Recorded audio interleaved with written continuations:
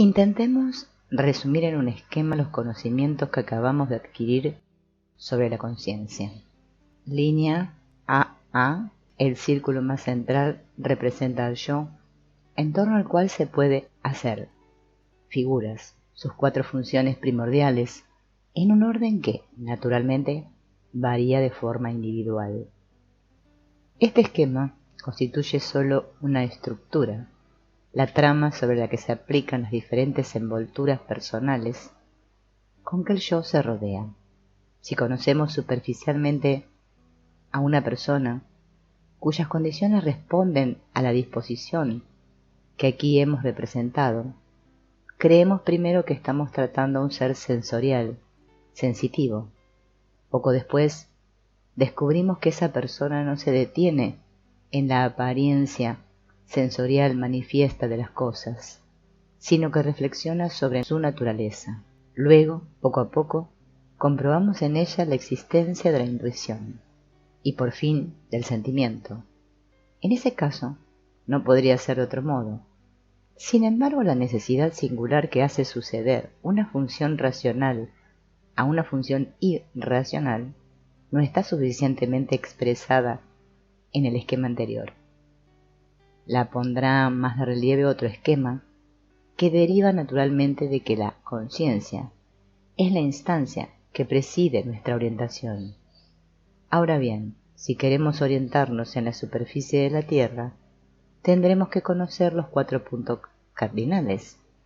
Por tanto, no es forzar las analogías el situar en la esfera psíquica las funciones que nos revelan los 4 aspectos fundamentales de las cosas en las 4 esquinas de nuestro horizonte espiritual. Debemos observar que estas funciones presentan entre sí ciertas incompatibilidades, hecho que se tiene presente en el esquema, contraponiéndolas entre sí. La sensación y la intuición ofrecen el ejemplo más claro. Percibiremos su oposición observando con atención la forma en que un ser sensorial por un lado y un ser intuitivo por otro examinan las cosas. Sus disposiciones fundamentales se revelan en su forma de ver. El que ve las cosas como son las aprehende, las aferra, en cierto modo, entre sus ejes ópticos. Ese es el ser sensorial. El intuitivo, por su parte, envuelve las cosas con su mirada, que irradia y resplandece. Los ojos de Goethe son un ejemplo notable de esto. Podemos concluir de ello que el intuitivo, en el fondo, no ve las cosas, no percibe más que su atmósfera, mira más allá del objeto, no se preocupa de observarlo, constituyendo para él un dato sin mucha importancia. Lo que está curioso de conocer es el clima de las cosas, su origen y su destino. Por eso se fija en su conjunto, buscando aclaraciones sobre su naturaleza particular y sobre su vida específica, sobre la forma en que este conjunto se desliza en la corriente de los acontecimientos, en la trama del devenir. Por consiguiente, podemos constatar desde el primer momento si una persona pertenece o no al tipo intuitivo, según que su mirada emita o no esa singular aureola, esa especie de irradiación que tantea los objetos, que trata de penetrar el misterio de su intrincación y que falta totalmente en el tipo sensorial. Y ello es así, pues, si deseamos ver las cosas como son, no debemos mirar lo que las rodea, no debemos concentrarnos en sus circunstancias. Es preciso que fijemos las cosas y que las desvinculemos en la medida en que podamos de todo lo que resulta de su recíproca intrincación. Una incompatibilidad análoga existe entre el pensamiento y el sentimiento. Si deseamos pensar y pensar acertadamente, según la sana lógica, no debemos dejarnos llevar al mismo tiempo por el sentimiento, pues la lógica del corazón puede arrastrar fácilmente a nuestro pensamiento fuera de sus propios caminos. Si reflexionamos sobre la biología de la rana, no debemos dejarnos llevar hasta decir, «Oh, qué bello animal». En este caso, debemos excluir de nuestras reflexiones el sentimiento. Por eso los objetos sometidos al pensamiento deben estar situados momentáneamente al margen de los valores, cualesquiera que sean los que pueden constituir por sí mismos. Saber si algo tiene o no para mí valor no entra en una categoría del pensamiento, sino en la del sentimiento. El sentimiento inquiere el valor que una cosa tiene para el sujeto, verificación que el pensamiento, función, en cierto modo, neutral en este debate, y que obstruiría el campo limitado de la conciencia, no podría sino estorbar. En resumen, tanto para el pensamiento como para el sentimiento, la función contraria debe ser excluida. Del mismo modo, como hemos visto, la intuición y la sensación se excluyen entre sí. Estas cuatro funciones se oponen, pues, dos a dos. En este esquema, el sujeto figura en el centro. Es el yo que debemos representarnos dotado de la energía específica llamada voluntad. Cada función en particular está dotada también de una parte de energía que le es propia. La distribución de la energía acarrea las variaciones individuales que hemos mencionado más arriba. Estos desarrollos no constituyen, naturalmente, sino esquemas con cuya ayuda no se podría explicar todo, pero que tienen su utilidad como tablas de orientación en el laberinto de los hechos psicológicos. Pues estas diferencias juegan un papel en la psicología práctica. No piensen que yo me paso el tiempo clasificando a las personas en tal o cual categoría y diciendo es un intuitivo o es del tipo pensador e intelectual. Con frecuencia son otros quienes me preguntan ¿a qué tipo pertenece tal persona? La más de las veces me veo precisado contestarles que no he reflexionado sobre ello, lo cual es cierto. Resulta bastante estéril poner etiquetas a las personas y comprimirlas en categorías. No obstante, si nos encontramos en presencia de numerosos documentos humanos, hacen falta principios críticos que permitan introducir en ellos un orden. Esto es particularmente importante cuando los seres en cuestión son personas del psiquismo turbado o confuso, o también cuando hay que explicarle a una persona a otra. Por ejemplo, si tenemos que explicar cómo es una mujer a su marido o un marido a su mujer, es una de gran ayuda el disponer de criterios objetivos. De no ser así, nos quedaremos siempre en frases como él dice que, ella dice que.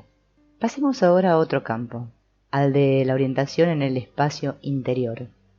Entiendo por ello la orientación en el seno de los acontecimientos psíquicos que se producen realmente en nosotros, en el corazón de nuestro yo, como si la esfera central en nuestro esquema estuviera hueca y fuese el campo de incidentes significativos, de los que debemos formarnos una idea. Si la línea AA del esquema 1 representa el umbral de la conciencia, tenemos en B la parte consciente del yo y en C su parte inconsciente, el mundo de la sombra. En C el yo es oscuro y apenas si distinguimos algo en él. Somos un enigma para nosotros mismos. Conocemos la parte de nuestro yo representada por B, pero no conocemos la representada por C. Así se explica que descubramos siempre algo nuevo en nosotros mismos. Casi cada año surge en nosotros algo que no habíamos sospechado hasta entonces, aunque siempre pensamos que hemos acabado con estos descubrimientos.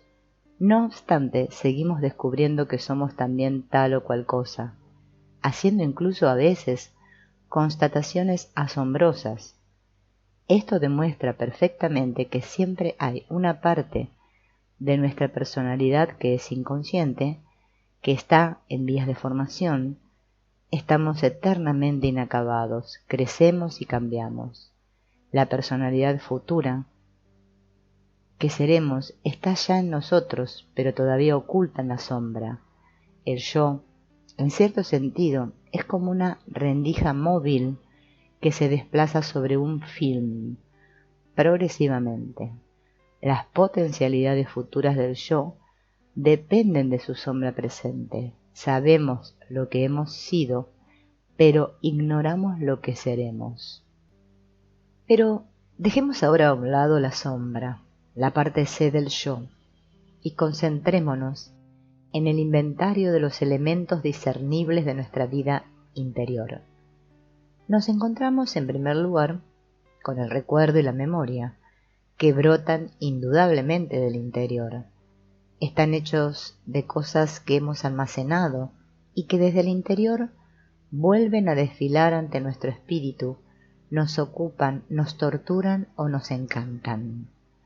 La función de la memoria nos liga con las cosas que han desaparecido de nuestra conciencia, que se han convertido en subliminales, que han sido rechazadas o desechadas. Lo que llamamos memoria es una facultad de reproducción de los contenidos inconscientes. Es la primera función que podemos distinguir claramente en las relaciones que existen entre nuestra conciencia y los contenidos que no están presentes en ella actualmente. Los contenidos de la esfera interior del yo no se agotan señalando la presencia de la memoria y de la masa de los recuerdos, aunque, vista desde la conciencia, nuestra esfera interior tenga una apariencia bastante pobre. La estrechez de la conciencia no nos permite tampoco sino algunas representaciones simultáneas, que parten, asimismo, de algunos recuerdos simultáneos. Hay motivos, al parecer, para que nos sintamos siempre impresionados por el vacío, por la indigencia, de este reino interior que llevamos en nosotros. Pero si observamos y registramos durante un cierto lapso de tiempo la cantidad de recuerdos que afloran a la conciencia para abandonarla inmediatamente después, constataremos que este espacio interior contiene riquezas mucho más considerables que las que imaginábamos al principio. Sin embargo, son raros los que hacen esta experiencia, y cuando el hombre conserva de la vida interior solo su primera impresión de pobreza, esta constituye una de las causas de la excesiva subestimación que afecta comúnmente a las cosas del alma. Normalmente no podemos representarnos en un instante la totalidad de nuestro ser psíquico, ni siquiera la totalidad de nuestros recuerdos. Una representación global de esta naturaleza supone un estado de suprema tensión, como el que se produce a veces durante un accidente. El profesor Heim cuenta cómo, en un accidente de montaña, toda su vida pasó ante sus ojos en el espacio de unas fracciones de segundo. Es como si en esos momentos de indescriptible tensión, la conciencia adquiriera una extensión explosiva, de suerte que su haz luminoso, adquiriendo de pronto una amplitud inusitada, abarcara un número inmenso de recuerdos y de representaciones. A esto se le denomina hipermnesia. En circunstancias habituales, nada semejante ocurre. El cuadro que se ofrece a nuestra memoria, tanto espontánea como voluntaria, es pobre. Como por un ojo de buey contemplamos algunos de nuestros recuerdos, pero no la totalidad, no la plenitud de las imágenes de que estuvo formada nuestra vida. Si fuéramos capaces de esta memoria, lo psíquico se nos aparecería bajo una luz distinta y gozaría de una estima muy diferente. San Agustín, en sus Confesiones, ha escrito un capítulo revelador sobre la memoria. La vida interior incluye, junto a los recuerdos, otros elementos. Fijémonos ahora en un orden de interioridad creciente, en lo que yo llamo las contribuciones subjetivas de las funciones. No es posible hacer, pensar, sentir o querer una cosa sin que se mezcle inmediatamente algo subjetivo. Supongamos que estamos contemplando un objeto perfectamente objetivo, digamos una locomotora. Afirmamos que el objeto de nuestra percepción es una locomotora. Esta representación en sí es ya el fruto de una síntesis de sensaciones y también de imágenes, la cual integra, bajo la mirada del pensamiento, múltiples rasgos en una unidad. En efecto, junto a esta representación objetiva se insinúan incidencias subjetivas que se deslizan al margen o en el seno de la representación central y que, al embrollar y volver confuso el trabajo de síntesis, hacen que se diga, por ejemplo, me parece que, etc., en lugar de hay. Una significación subsidiaria se introduce del improviso. Se tiene la sensación de algo que se añade y supera el dato puramente objetivo. He aquí un ejemplo. Un estudiante que necesita dinero envía un telegrama a su padre. Querido papá, mándame dinero. El padre, al recibir el telegrama, se encoleriza. De regreso en su casa, arroja el telegrama sobre la mesa diciéndole a su mujer: mira el pillastre de tu hijo. Me envía un telegrama. Querido papá, mándame dinero. Si al menos hubiese puesto queridísimo papá, etc. He aquí otro ejemplo. Cuando conocemos a una persona a la que no habíamos visto nunca, pensamos de ella espontáneamente ciertas cosas que no siempre conviene decir, pues son a menudo erróneas o falsas. Están formadas por reacciones manifiestamente subjetivas. Las contribuciones subjetivas se abren paso, pues, en forma de prejuicios, de prevenciones, de subjetivismos, más o menos manifiestos, más o menos sabiamente disfrazados. Cuando reflexionamos sobre un tema pensamos marginalmente, como en sordina o como un acompañamiento, en razón inversa a nuestra concentración, en toda una serie de cosas diversas. Sentimos incluso impresiones dispares que no tienen nada que ver con nuestra preocupación central. Esto es cierto también en el curso de la actividad del sentimiento, de la sensación, de la intuición. Pase lo que pase en el espíritu, cada vez que una función consciente se aplica a un objeto, encontramos regularmente estas contribuciones subjetivas, especies de subproductos desposeídos y atesorados. Esas contribuciones responden a una disposición latente para reaccionar de una cierta manera, disposición que a menudo no es muy afortunada. Todos sabemos que estas cosas ocurren en nosotros, pero nadie admite gustosamente ser sujeto de semejantes fenómenos. Se prefiere dejarlos en la sombra, lo que permite pretender que se es totalmente inocente, honrado y recto, y que sólo se desea mucho que. Conocemos estas frases. De hecho, no es cierto. Tenemos toda clase de reacciones subjetivas, pero no es decoroso admitirlas. Estas contribuciones subjetivas forman una buena parte de nuestras relaciones con nuestro mundo interior, relaciones que por ello mismo se convierten en decididamente penosas. No nos gusta mirar a la parte de sombra de nosotros mismos. Son numerosos los miembros de nuestra sociedad civilizada que en cierto modo se han desembarazado de su sombra y que la han perdido. A partir de este momento son como seres de dos dimensiones, privados de la tercera, el espesor, la corporalidad, el cuerpo.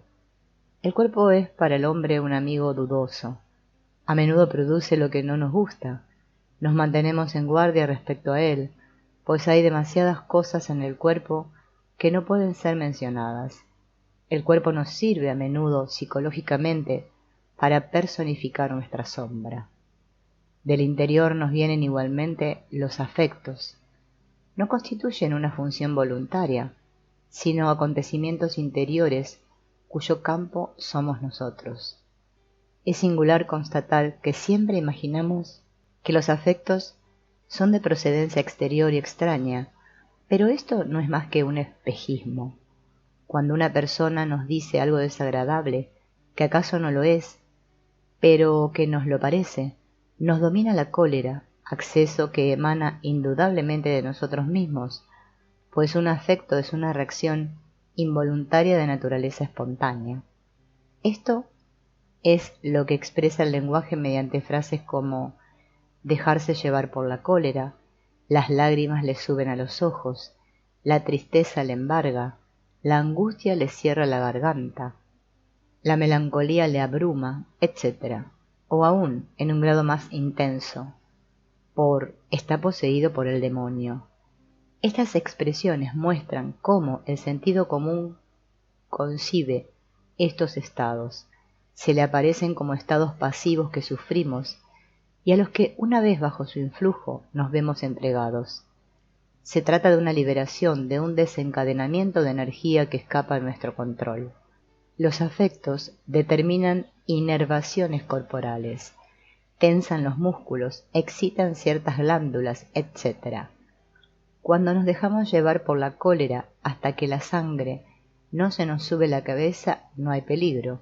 El demonio no entra en danza hasta que no se produce una vasodilatación, hasta que no sentimos que nuestro rostro se enciende, pues ello, resultado del afecto naciente, refuerza a su vez tal afecto y hace perder realmente la cabeza y el dominio de sí mismo. Los afectos alteran la conciencia, nos convierten en objetos suyos y nos empujan a un comportamiento insensato. No es momentáneamente el yo el dueño de la plaza, sino en cierto modo otro ser, una entidad diferente del yo, lo que explica que algunas personas manifiesten durante un afecto un carácter radicalmente opuesto al que se les conoce de ordinario. Lo expuesto hasta aquí sobre las funciones nos ha conducido hasta un auténtico avispero. No podía ser de otro modo, pues las cuestiones relativas a las funciones psicológicas constituyen un dominio complejo, en particular a causa de las siguientes circunstancias. Como ya he dicho más arriba, estamos todos marcados por el sello de cierta unilateralidad. Determinadas funciones están en nosotros especialmente desarrolladas y diferenciadas, son particularmente relevantes, particularmente activas y productivas, mientras que otras no superan el estadio embrionario de su desarrollo, al tener el hombre el temible privilegio de alejarse de sí mismo y de abandonar en barbecho una parte de su ser. Ello es cierto para todos, pero en proporciones diferentes y esencialmente individuales. Si dispusiéramos todos del mismo equipo funcional, si viviéramos todos simultáneamente en el mismo registro de nuestro ser, sería fácil comprenderse. Las dificultades que tienen los hombres en sus relaciones recíprocas, los malentendidos que nacen en el curso del trato entre humanos, prueban que ello no es así. Cada cual vive de forma más o menos exclusiva, gracias a su función dominante, que no es la de su vecino. Las personas que tienen el espíritu bien formado prefieren pensar sobre las cosas y adaptarse a la vida mediante el pensamiento. Otras, cuyo sentimiento es la función mayor, tienen un contacto social fácil y un gran sentido de los valores. Se las arreglan de maravilla para crear y vivir situaciones en las que el sentimiento puede desplegar todos sus matices, y otras que, teniendo un sentido agudo de la observación, recurrirán sobre todo a sus sensaciones, etc. Así, la facultad de pensar, por ejemplo, puede estar muy bien desarrollada en un sujeto, mientras que su capacidad de sentimiento se mantiene rudimentaria. Pero aclararemos bien lo que hay que entender por ello.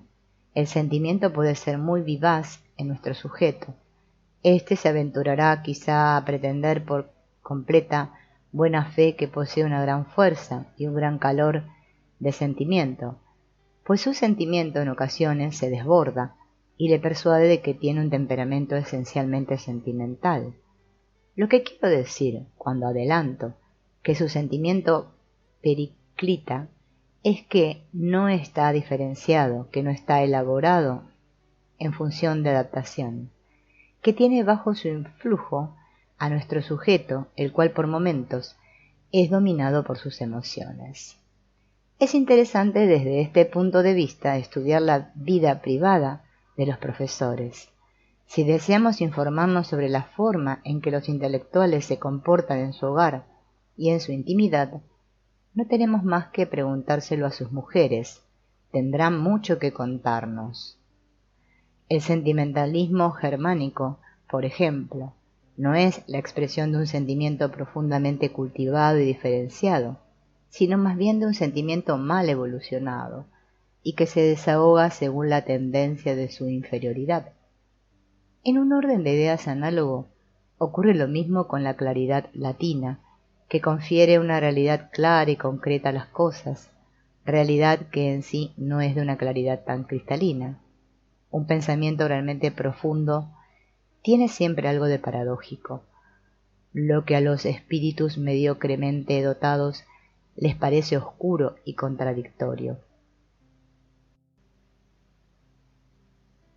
Si desde un punto de vista psicológico el pensamiento francés parece menos desarrollado que el pensamiento alemán, inversamente el sentimiento francés está mucho más diferenciado que el sentimiento alemán. La nación alemana se caracteriza por el hecho de que su función del sentimiento es inferior y poco diferenciada. Si se le dice esto a un alemán, se sentirá ofendido. Yo también me ofendería. El alemán tiene mucho apego a su sentimentalismo germánico. Una habitación llena de humo en la que todos están animados por una viva simpatía hacia todos. Eso es el sentimentalismo alemán. Y sin complicaciones, una sola tonalidad del sentimiento y basta. El sentimiento francés, por su parte, piénsese en cualquier vaudeville, exige una sabia mezcla de lo dulce y de lo amargo, mientras que el alemán se complace toda una velada bien en lo dulce, bien en lo amargo. No le digan a un alemán encantado de conocerle, porque les creerá. Si un alemán les vende un par de calcetines, no esperará solo ser pagado, sino también ser amado. Un filósofo inglés ha dicho: un espíritu superior no es nunca totalmente claro. Esto es cierto, y del mismo modo, un sentimiento superior no es nunca totalmente claro. No gozaremos de un sentimiento desbordante más que si está ligeramente manchado de duda, y un pensamiento que no contiene una ligera contradicción no es completamente convincente. Se ha llamado oscuro al viejo Heráclito, porque pensaba mediante paradojas, lo que era entonces una innovación del último modernismo. Desde cierto punto de vista, todavía ocurre así. El espíritu de China, por ejemplo, nos parece muy paradójico, pues ignoramos todavía el manejo de la paradoja, forma, de pensamientos contrastados. Nosotros pensamos siempre esto o aquello, pero muy raramente sabemos tener en cuenta de un modo real lo uno y lo otro. Por eso los espíritus entrechocan en cuanto se aborda la latitud de las funciones psicológicas. Hagamos algunas precisiones más. El intelectual está dominado por sus sentimientos cuando éstos se manifiestan. Cuando experimenta un sentimiento, ningún argumento o razonamiento serían eficaces contra él. Solo la emoción y las conmociones que siente pueden ayudarle a liberarse de su encantamiento.